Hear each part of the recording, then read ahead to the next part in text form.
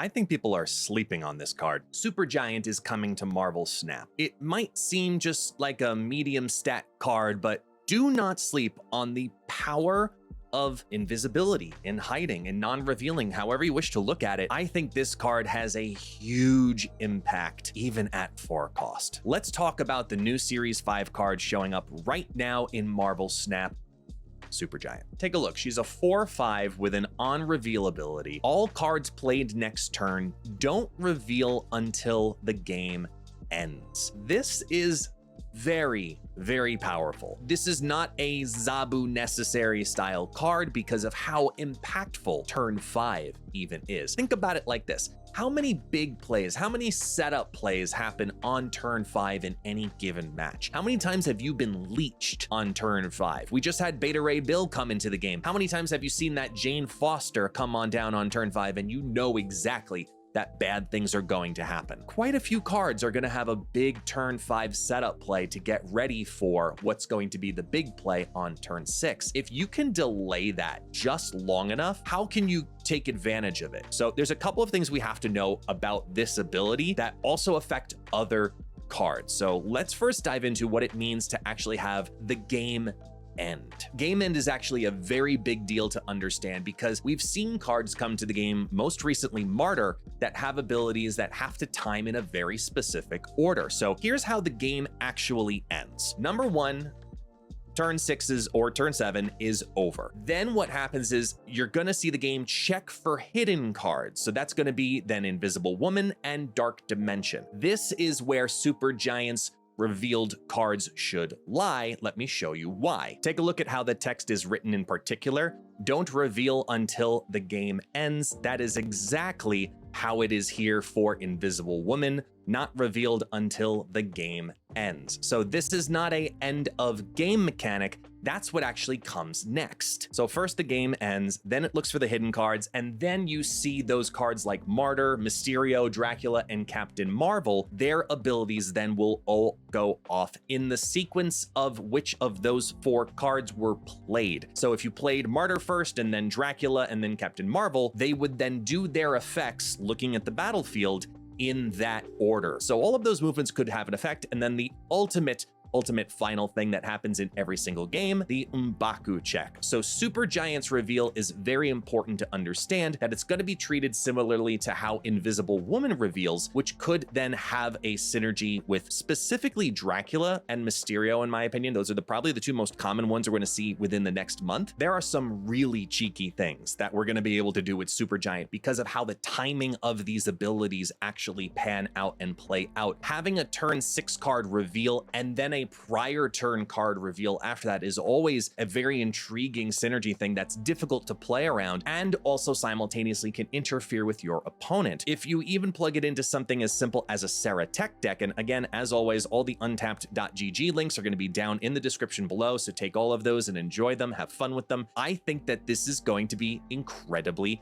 valuable. You can put her down to buy time and play those cards out of sequence. Playing her down on 4 followed by a Secret Legion is very strong, of course, but even if it's a Secret Shadow King or a Secret Shang-Chi, because you want to wait and you want priority to throw a little bit differently, you can now do that while having a defensive move. There's a lot you can put on down even on turn 3 if you do choose to Zabu this, because on turn 4, if you want to hide that Ms. Marvel, that's a very strong ability too, because it's a little bit less predictable because they don't see it drop on turn 6. I think Supergiant really fits pretty well into this Zabu style deck, even though Zabu really truly isn't necessary. Hela already plays Invisible Woman, and it's already a very good synergy, to say the minimum. But sometimes that timing doesn't work out perfect. So what happens if you magic it then? Well, then it goes all the way until the end of the turn 7. And there are those moments where you try to run this deck and Invisible Woman just doesn't show up in time. Now with Supergiant, it's a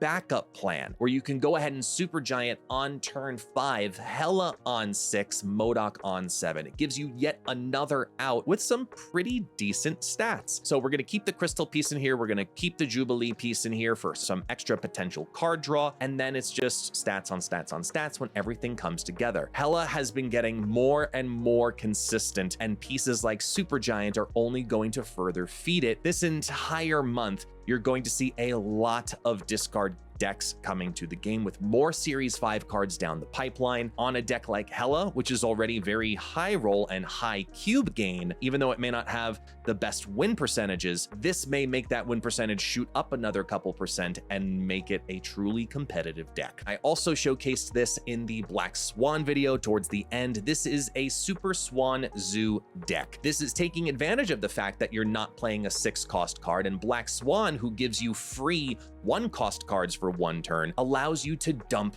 your hand. So I think that Mystique has several good targets here instead of needing to play a big Onslaught or Ultron, for example, because she could become a 3/6 via Strong Guy or a 3/6 via Dazzler. That's pretty solid for me. Even if you can't get the perfect synergy with either Blue Marvel or Khazar, there's some really good stats here. And what Supergiant's going to do is allow you that timing delay simultaneously. So if you want to put down Supergiant followed by Mystique followed by a Khazar later on that you drew late, you have that flexibility of doing so because of how it reveals at the very end. There's a couple of ways that Supergiant is going to help this deck in particular. That is, if Black Swan is a Season Pass card that you are also going to be unlocking. But back to discard for a moment. I'm calling this one discard overkill, because it really is at this point, because of Absorbing Man, who has sometimes been making appearances every now and then into a discard deck, but now I really think he has a really strong place because you can play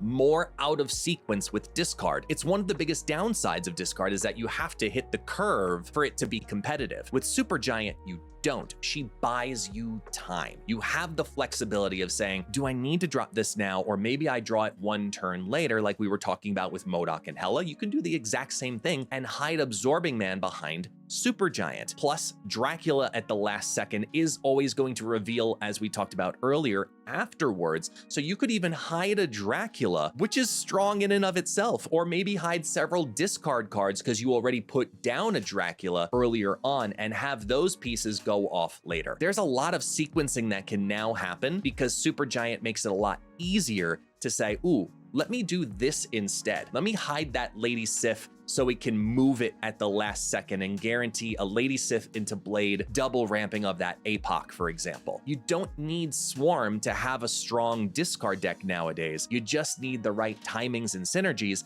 and I think this style of deck actually can really do that. All right, now this one's just straight up evil. I'm calling it Surprise Fart.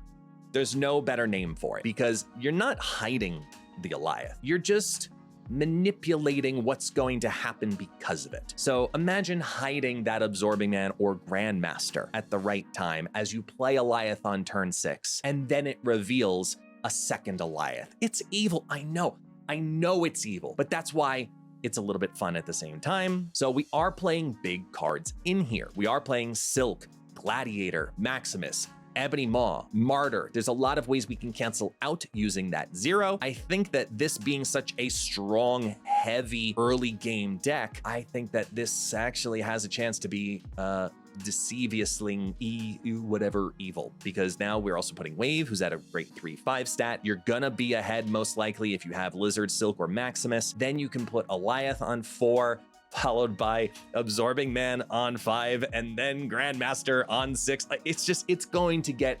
so disgusting. And then just for fun, because we haven't seen it in a little while, because we had the adjustments happen to several cards from its original strong archetype, let's go back and try Cerebro 5, because Supergiant at a 4/5 is, mediocre stats, and Cerebro 5 is a great deck in and of itself that doesn't need a lot of extra reinforcement. You don't need a secondary Blue Marvel. You don't need a Mystique to make it run. Putting 7 power cards and multiple of them into several lanes is pretty consistent in my opinion. I think it's a pretty solid deck because we can cancel out our Lizard with the Enchantress, but Supergiant is going to be able to hide whether it be that Cerebro, whether it be the movement that could have happened just slightly prior. It could have been a Wave even at the last second, or a Spider-Man for a last minute move. Put that Silk in there so it doesn't move at the very end of the game because it's the final thing that reveals. Luke Cage even at a final extra piece. Like, there's so many different ways that you can make Cerebro 5 work, and you don't have to have extra power being dispersed. If you want want to squeeze in Ms. Marvel into this, I'd probably take out Spider-Man, but I really don't think it's going to be necessary. I think Supergiant's going to be able to hold off some really key component cards from proccing, and that should be enough to make the deck successful. Which of these Supergiant decks are you going to try? Let me know down in the comments, and what else can you think of as a unique synergy for Supergiant? I think that this is going to be a very strong card, and a lot of people are going to kind of sleep on it for the first couple of days until the community starts to test it a little bit more. But don't be surprised at the results if you do see